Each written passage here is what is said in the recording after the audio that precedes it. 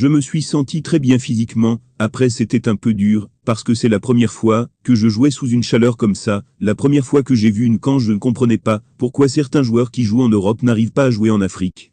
Là, j'ai une réponse, a confié Olivier Ncham à l'issue du match amical entre les Lions indomptables et les joueurs locaux samedi dernier. Justement, c'était une première pour Olivier Ncham, qui a disputé samedi après-midi face à la sélection des locaux, son premier match avec l'équipe nationale du Cameroun. C'est la première fois qu'il joue sur la terre de ses ancêtres. Le stade omnisport de la réunification de Bépanda lui a servi de théâtre d'opération. Interrogé après son premier match sous le maillot des Lions indomptables du Cameroun, le milieu de terrain admet avoir été mis en difficulté par la chaleur de Douala malgré sa bonne condition physique. Le néo-lion indomptable Olivier Ncham admet donc avoir été mis en difficulté par la chaleur de Douala malgré sa bonne condition physique. Olivier Ncham a grandi en France dans le Val-de-Marne, tapant ses premiers ballons dans sa ville de Chennevières-sur-Marne à l'âge de 8 ans.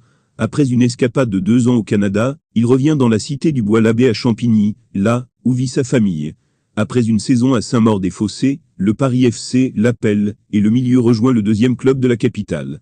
Un an plus tard, c'est le Havre qui toque à sa porte et l'intégrera dans son centre de formation pendant 2 exercices. En 2006, sa mère, aide-soignante, s'envole pour Montréal avec lui.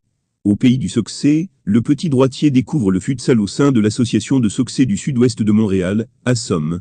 Sur l'herbe, son talent saute aux yeux et lui ouvre les portes de la sélection de l'Est du pays à la feuille d'érable.